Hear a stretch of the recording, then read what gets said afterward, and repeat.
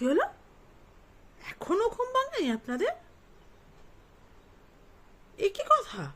আজকে রবিবার, কত কাজ পড়ে আছে। ছুটির দিন মানে কি ঘুমিয়ে থাকতে হবে বেলা পর্যন্ত? আমি বলেছিলাম না তাড়াতাড়ি উঠে পড়তে,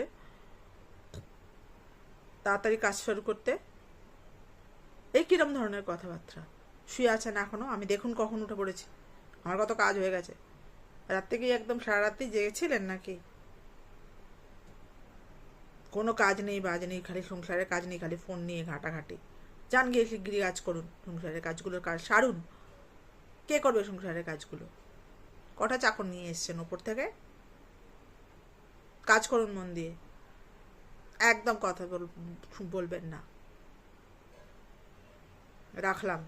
গুড মর্নিং, সুপ্রভাত।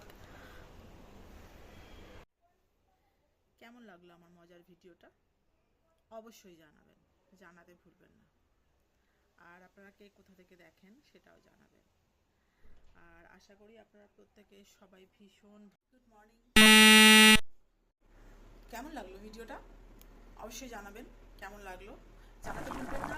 আর এটাও জানাবেন যে আপনারা কে কোথা থেকে দেখছেন, ঠিক আছে? আর আপনারা মেসেজ করলে করতে পারেন, কারণ আমি মেসেজে রিপ্লাই দিই। আর কি বলবো, আজ তো সানডে। কেমন লাগলো আমার ভিডিওটা? একটু হাসির না, একটু মজার। আসলে জীবনটা যদি মজায় মানে কাটিয়ে দেওয়া যায় অনেকটা ভালো, কারণ আমাদের জীবনে প্রত্যেকের জীবনেই স্ট্রেস আছে, থাকবে, ছিল, তাই না? তাই যেরকম জীবন সেটাকেই সেইভাবেই অ্যাকসেপ্ট করতে হবে আমাদের। কত বড় বড় জ্ঞান দিচ্ছি না? হাই, নমস্কার, আমি সরমা। আশা করি আপনারা প্রত্যেকে ভালো আছেন। আমিও ভালো আছি, একটু আপনাদের ভালোবাসা এবং ঈশ্বরের কৃপায়।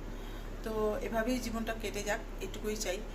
আর আমরা যারা ভিডিও বানাই তারা নিজেরাই জানি যে আমরা কতটা স্ট্রেস নিই এবং আমরা কতগুলো রাত জাগি।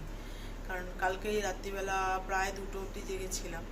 এক তো বাড়ির কাজ, তারপরে অফিসেরও কিছু কাজ ছিল, তারপরে সেটা সেটা শেষও হয়নি, ঠিকঠাক ফিনিশ হয়নি। আসলে কি হয় বলুন তো, সব কিছু একসাথে করতে গিয়ে কোনোটাই ঠিক মতন ফিনিশ হয় না।